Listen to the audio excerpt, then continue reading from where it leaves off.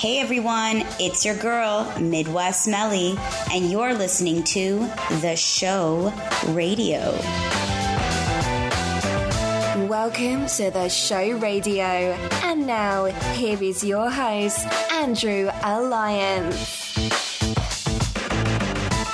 Hey, what's up, guys? Welcome to another episode of The Show Radio. It's episode 245 of The Show. I'm your host, Andrew. This is episode 245. Guys, thank you so much wherever you're listening from. East, west, north, south. Thank you for listening to this episode. I'm very excited to have Midwest Melly on this particular episode. It was a great interview. It was a great chat. This is your source for tech, gaming, and entertainment news. Head over to theshowradio.info for my archive and past shows. While you're there, tell your friends about the show. Last episode, previously on the show radio, I did the Scion Momentum recap. My cousin and I, who went to, where did we go? We went to Chelsea, which was a nice area. I like Chelsea when it comes to New York. What I learned is that Melly has never been to New York before. Very interesting. Very interesting. But definitely looking forward to having her come out. Hopefully sooner than later, and I'll definitely be able to chat with her locally in NYC. That'd be fantastic. But definitely last episode, Scion Momentum Recap, you can find it at theshowradio.info/244. So before we actually get to the interview, I want to definitely thank my sponsors, ProXPN. Head over to theshowradio.info/ProXPN and use promo code SHORAM for 20% off of the lifetime of your account. Next up is Audible. Audible has over 150,000 audiobooks to choose from. Get your first audiobook free with a 30-day trial. Sign up today at theshowradio.info/audiobook. And last but not least, Bluehost. Bluehost is built on open source technology and one of the world's largest providers of cloud-based online solutions. The Show Radio is powered by Bluehost. Sign up at theshowradio.info/Bluehost. So guys, if you can, it is greatly appreciated. Definitely support the sponsors. They really do a lot, for the show. So definitely check that out. So without further ado, this interview was very fun for me to do. I had a great time. So thanks so much for you, Midwest Melly, for coming on the show. I really do appreciate it. Hopefully it's not the last time. So guys, check out this interview and enjoy. I have Melissa Oakley. She is a contributing writer over at Get That Paper Son. I know that's not how. Get That Paper Son? I've got a sticker. You got a sticker? Oh, I do. Oh my goodness. Okay, and you also are everywhere. What happened? I stick these everywhere. I mean, Where? They go everywhere. Yeah. Everywhere? Like restrooms, everywhere. Lids, all that stuff? Absolutely. They go on people. They go wherever. No, I'm excited to have you here because I've followed your work for a while. It's, and what I say to individuals now is like when I do my research for interviews and stuff like that, or just chatting and stuff like that, it's almost intrusive because I learn a lot and people are surprised how much I actually tell them that I know. It's kind of that's part of being a great host and interviewer. Yeah, I think it is, but some people like, dude, like you really went in on that. I'm like, I was supposed to, but you're also right. the chief. Or you've supported greatly. Amazing. I did see that. And, I just wanted to welcome you to the show. I'm excited that you're here. And, I'm going to be quiet now and let you talk for the rest of the show. Really? Okay. I can't do that. I could do that. I would prefer questions. It'd probably be, questions. a little bit better than me just talking to your audience like that. Yeah.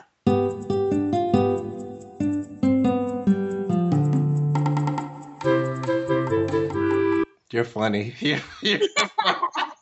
I should leave that and be like, what happened to the audio? The audio. I didn't want to break the science, but I had to. Okay, so who is Melissa Oakley? I guess I want to start there, and however you answer that, I'll piggyback and expand if I need to expound, whatever the word is for that. So, right. Well, Melissa Oakley is a female that is originally from Chicago. And I came up with the nickname Midwest Melly because being in Florida now since 2005, people usually recognize my accent a little bit. and my sense of humor and things. Like, there's just certain things about being from the Midwest that you just can't take away no matter where you go. And so I really also wanted to connect with the Midwest, even though I'm based out of Miami, because of the fact that I wanted to shine light on what was going on in Chicago, too. Okay, why'd you leave? Winters.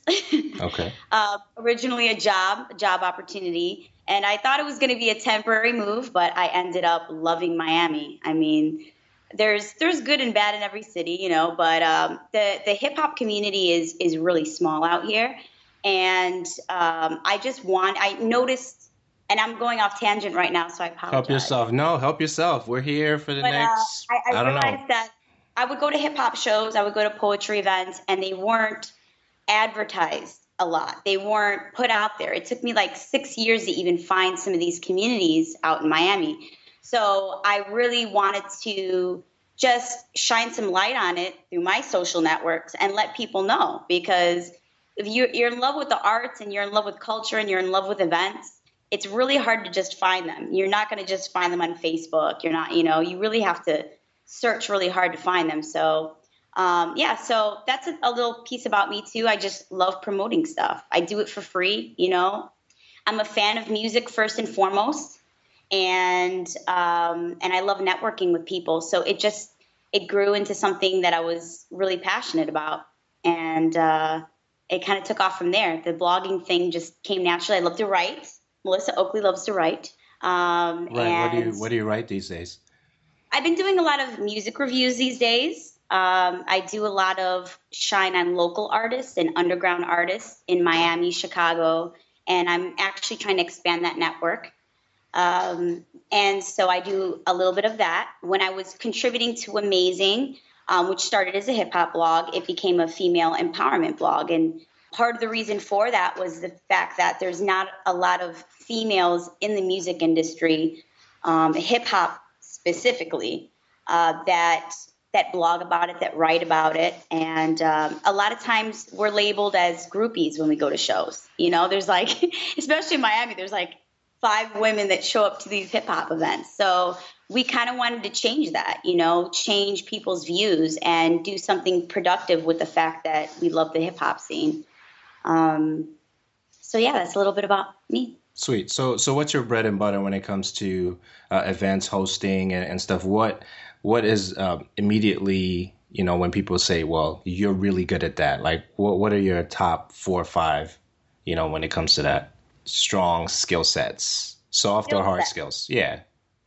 Soft or hard. I mean, writing was always one thing, and definitely, and networking, just communication in general. So speaking in front of crowds, I mean, I love interviewing people. I'm sure you do too. I love getting to know people and getting in their head, especially with music, like learning somebody's creative process, what inspired them to not only just, a lyricist, but somebody that does beats, a DJ's set, like what inspired you to put that together. I just love generally asking questions to artists that anybody would want to know. I mean, the simplest things, like what's the first thing you think of when you wake up? Like if it's a big celebrity, it's interesting to me, So yeah, speaking and hosting events is definitely up there. Did you say 5? Was there 5 skills? Hey, you could do 5. You could do 6 if you want. Up to you. This is your show. I told you. I'm just here right now. It's your show. I'm just participating in this thing. Cheesy jokes. That's definitely up there. Okay. Yeah. And I don't know. I mean, it's basically it.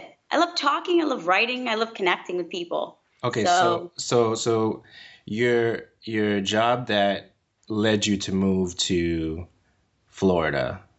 Yes. Can you talk about that? Is that part? Is that industry the same industry that you do your passion project in right now? Actually, not at all. It's nowhere related. My day job is a completely separate hustle to pay my bills.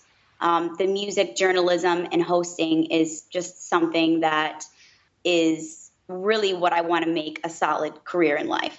So that's that's, by day I do a lot of executive administration. It's not that exciting, but by night I do the blogging and I host events and do some live interviews and podcasts and live stream internet shows as well. So Sweet. Not related at all. That's cool. So what is the most exciting thing? Like, take me to the last, I would say, 48 hours of Melissa Oakley. What did you do the last 48 hours?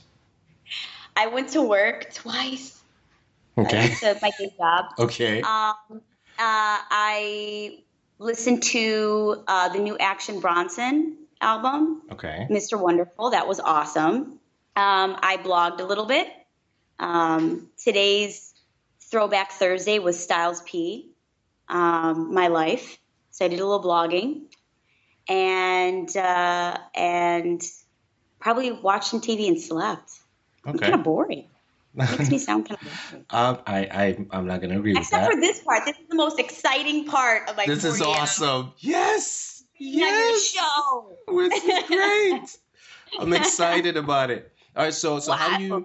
how do you get your content? Do you have a particular, do you do like Google and get your stuff? Like, where do you go to get your content? Or is it like the press releases come in and you know exactly what you want? Or no, actually, we have a lot of people on Get That Paper Son. We have a great team. And some people are really focused on what's up and coming in the hip hop scene. Some of them really love the trap music and like the newest stuff that comes out in different genres. I'm actually more of a fan of like the 90s era and of boom bap and stuff. So we all kind of have our own little niche per se. But I usually will get submissions from local artists. And if you have any artists in the audience, they can always submit their music directly to the site and Get That Paper Son. So I review a lot of their music. A lot of my time is going through those submissions. And sometimes I'm just inspired. I meet people when I'm out at events and I'm just inspired to write something about them. It doesn't always have to be a submission. So sometimes they don't even know that they're going to get a feature on the site and it's kind of just a surprise to them. But our other people that are looking up new music, I mean, we all have our own methods of doing it, but, just the basics like SoundCloud and YouTube. We do a lot of research on there and just stay up to date. And whatever is released within, 24 hours, we try to stay on top of that on a daily basis. Sweet. So is there any particular competition directly in that particular niche for music, fashion, and art for you guys? Are you guys, competing directly with, said blog or said outlet? Do you see that happening, or you guys don't care and you totally focus on? I'd like to say we're the best. Sweet. I'd like to say. Sweet. So there is no competition for you guys. Competition. I mean, blogs are, especially hip hop blogs. There's lots of them. They're actually a dime a dozen, but we're really proud of our accomplishments and what we've done. What Get That Paper Son first started at was actually a independent music label. So that sets us apart a little bit from the other people that are blogging about similar things, is that we actually have our own artists on board that we feature. We also have somebody that is like an encyclopedia of knowledge when it comes to shoes, and he knows everything about kicks. I mean, down to the material that they're made out of. So, that's something that also sets us apart. We're not just reposting somebody else's stuff when it comes to the kicks world. Like, he has original content for that. And then we have just a kick web designer who creates all of our logos, including this awesome sticker and merchandise. We're going to have merchandise soon. You see that plug? You see that plug? Yeah, I see that. Help yourself. Plug away. Yeah. We're going to have T-shirts. We have some other things in store. Some of them I can't really talk about. But, hip hop related goods. And so I like to think we have a really solid team, and we try to stay up to date on the different social media platforms and really growing an organic following. It takes work, but, our followers aren't bought. Like, we actually do a lot of the work to get organic growth within our social media platforms, and people do research on that. So how do you feel about that? People will buy followers. How do you feel about that? To each their own. I'm not huge on bashing anybody for that, but to me, you have to be careful when you do that too, because you could just be buying empty accounts a lot of times, and not people that are going to be genuinely interested in your brand or in your site. They're not going to share your work. They're not going to share it with a friend. So you just have an awesome number on your social media platforms, but you can't really do anything with it. But there's a lot of tools out there now that you can pay for, but that you still do grow a somewhat organic following. Like it will help you follow other people that are interested in the same types of genres of music or the same artists. So I'm not against it. Okay. I'm not against it, but we all have our secrets when it comes to that stuff. Okay, so I want to stay there for a second. Do you think there's any industry that it's okay, that it's acceptable to buy followers? I mean, again, it all depends. It because depends. It depends. If you're buying empty accounts, then it's not going to help you regardless, whether you're selling a product or you have a show or whatever the case may be. It's not going to help you. So, but yeah, I don't know that it's more right necessarily for one group of people to do it and not the other.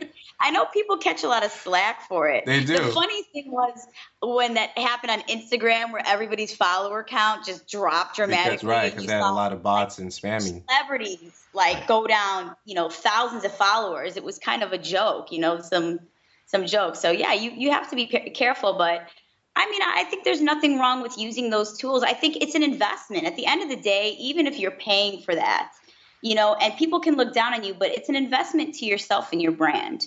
We all do things to help put our brand out there, and it's difficult on some social media platforms. Like, I don't know if you've noticed, but Facebook is one of the most difficult. Yeah, as of late, it has been, yeah.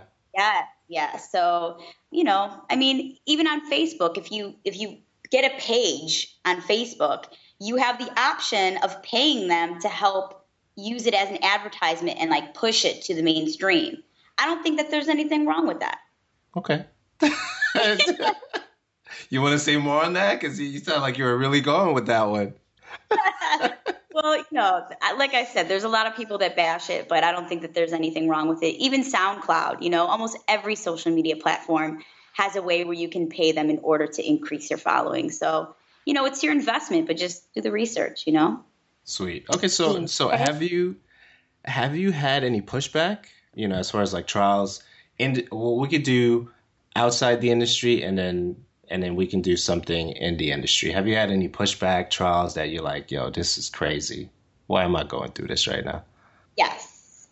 So, a lot of times when I get an opportunity to do a big interview, like a big name, and I'll actually name the situation and names, but I was going to interview Raekwon and Ghostface, Wu-Tang, and I was super excited about it, but it wasn't a guarantee. A lot of times it's not a guarantee. If these artists show up and the venue doesn't give them what they promise, or something bad happens, which that particular event, the mic went dead, right in the middle of their set.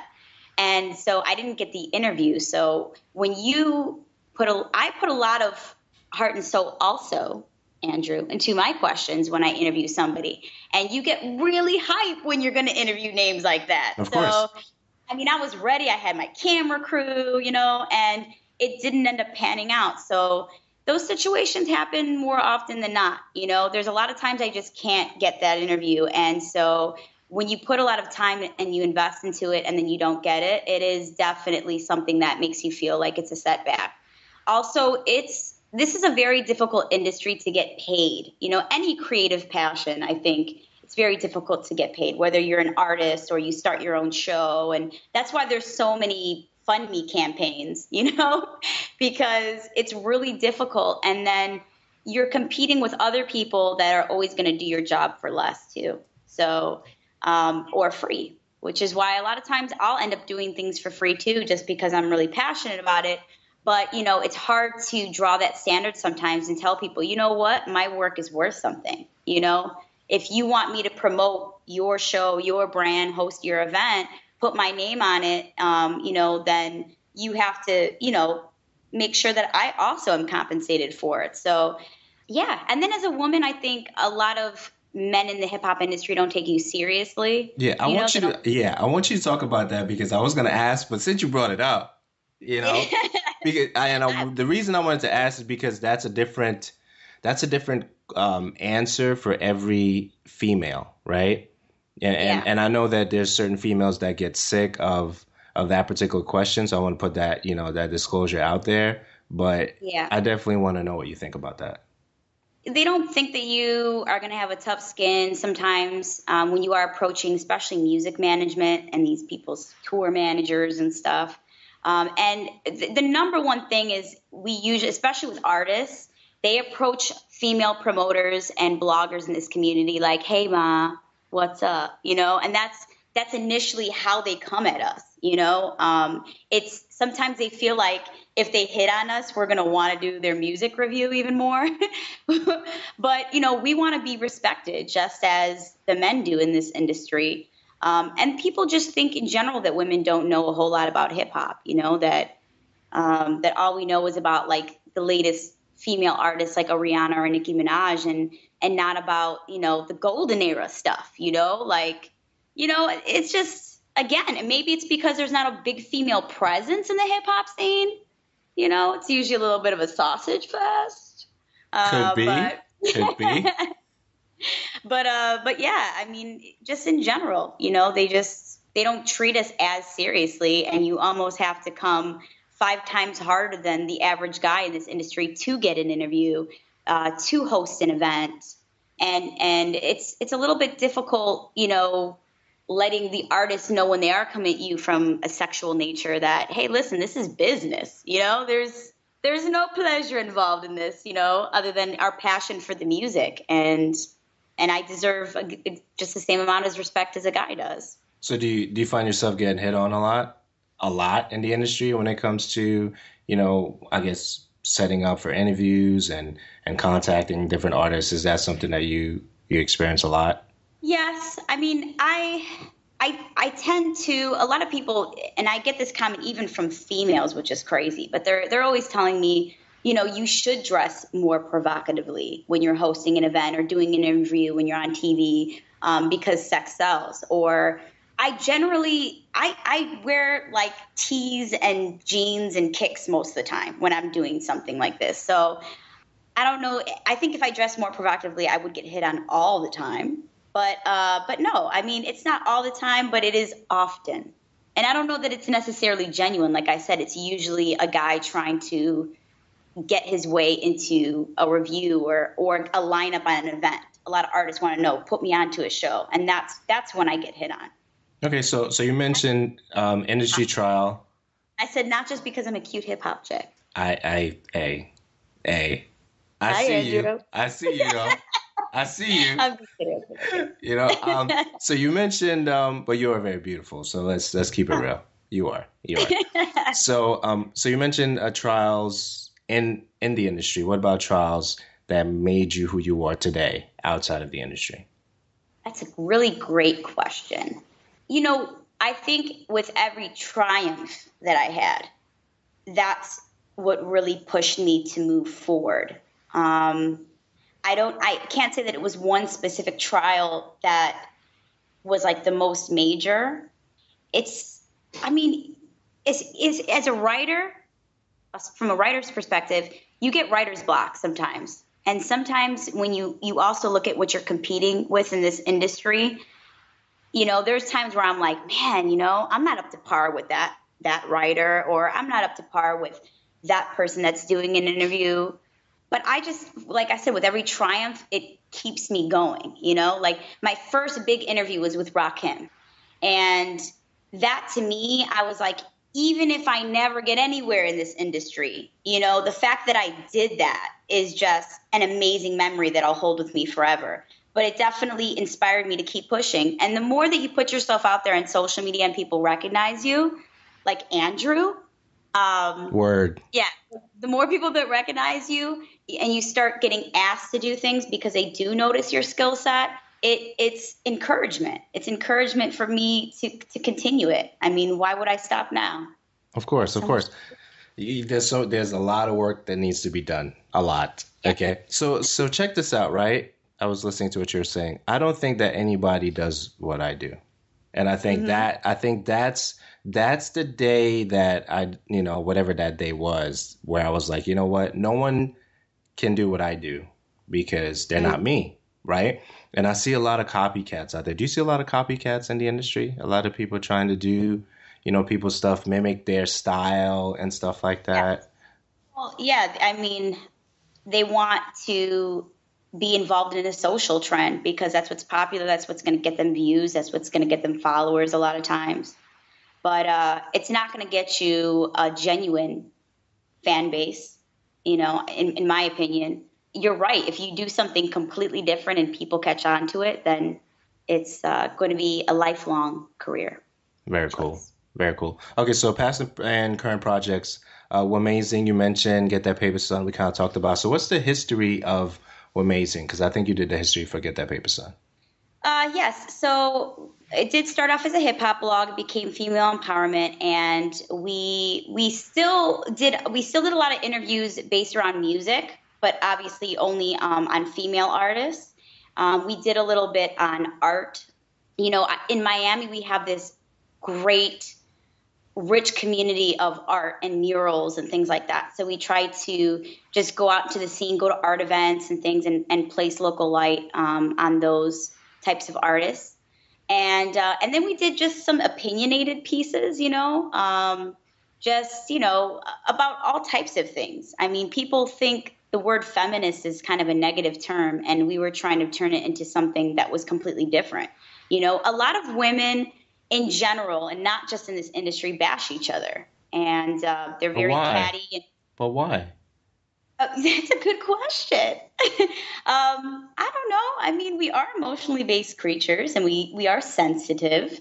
But personally, me, and I feel like this is a product of where I grew up too.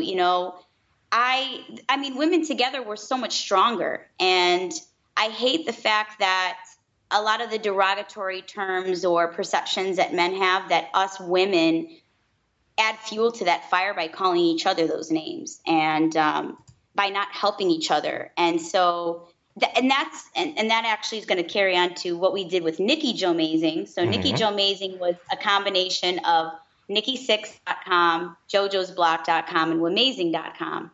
And we wanted to show we could be for women, and even in the hip hop community, no less, that we're going to come together. And even though we had similar blogs to a certain extent, and we were showcasing hip hop, and a lot of times we were doing reviews on some of the same artists, that it wasn't a negative competition. It was trying to build each other up.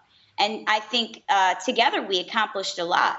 Together we went from, doing some cool local interviews to doing the big names like 3 6 Mafia and Bone Thugs and Harmony. And it was just something that's so cool. And even though I'm not doing Wamazing and we're not doing Nikki Joe Mazing anymore, it carries on to everything that we do. We still are very tight. We're still very close, and we still always support each other's work.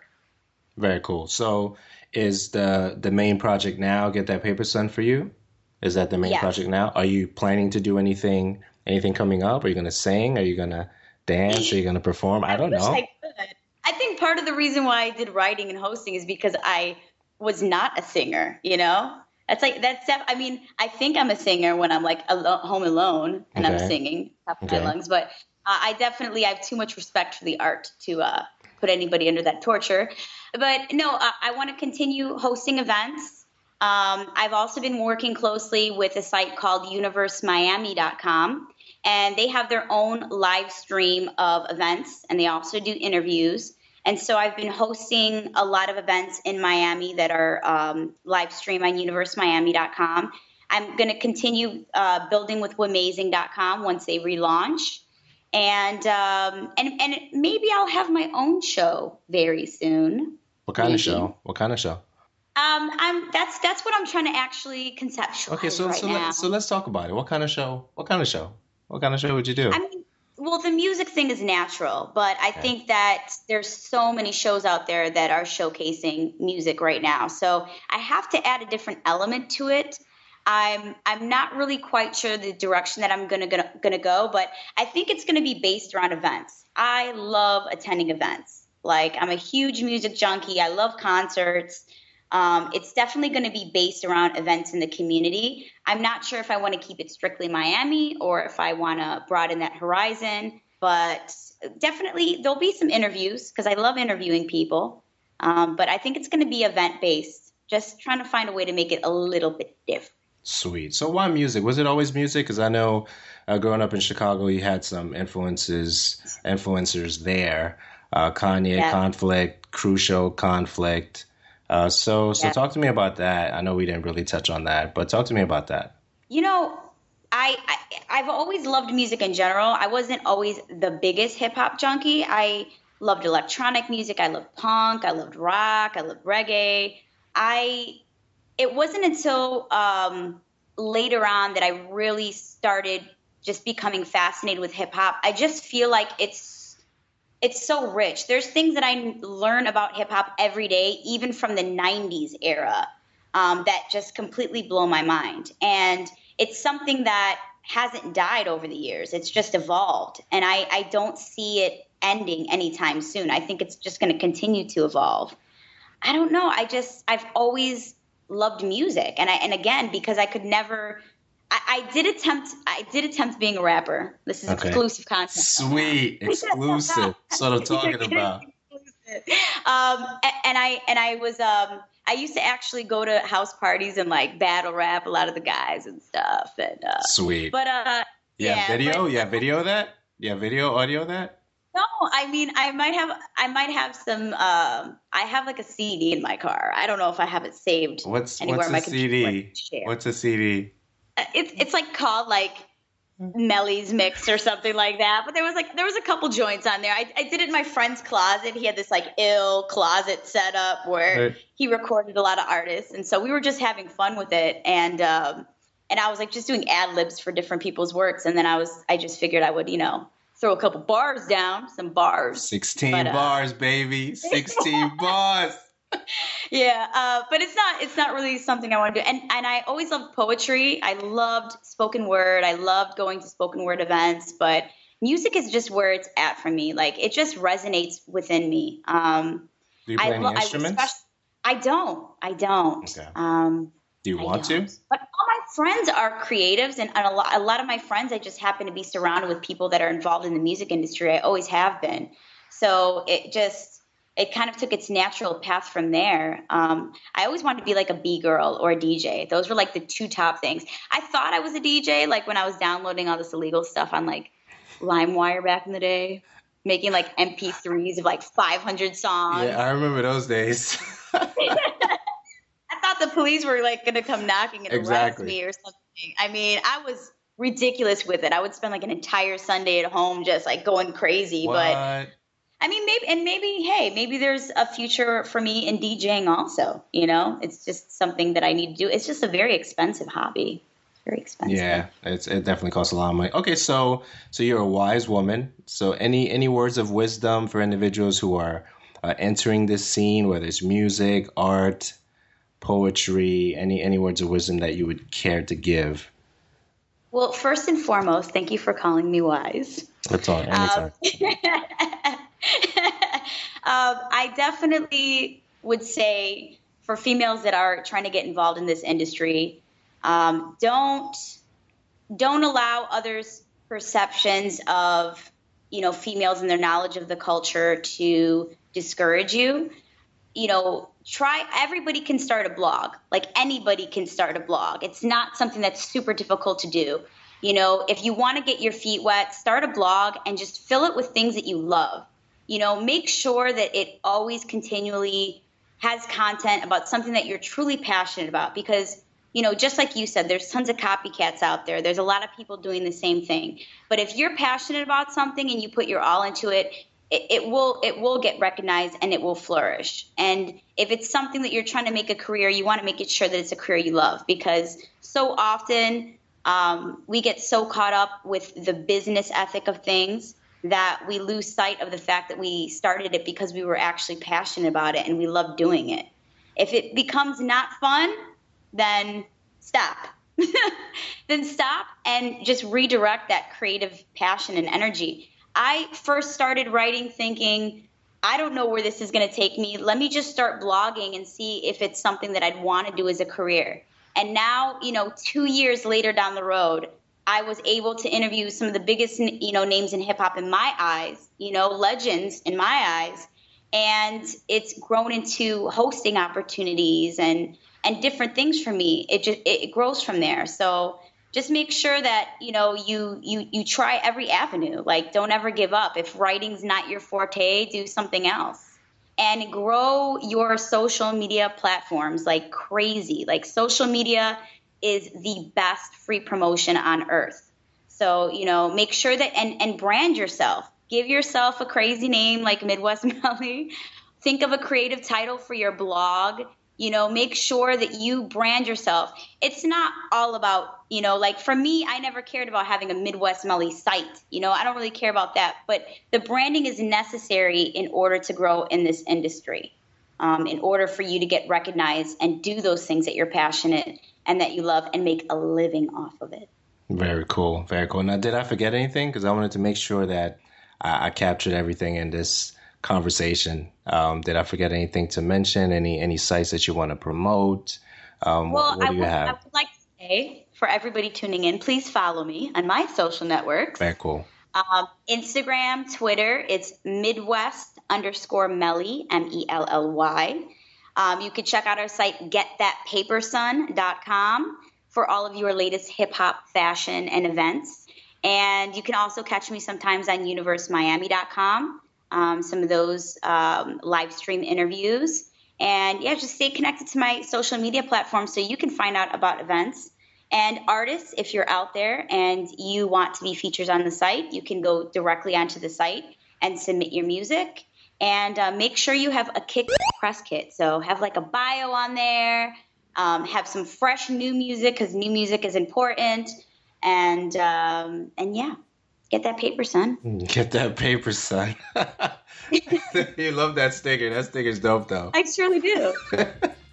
Melissa Oakley, it was a pleasure having you on. It really was. Oh, it was a pleasure, Andrew. Thank you so much for having me on the show. I really appreciate it. No problem. No problem.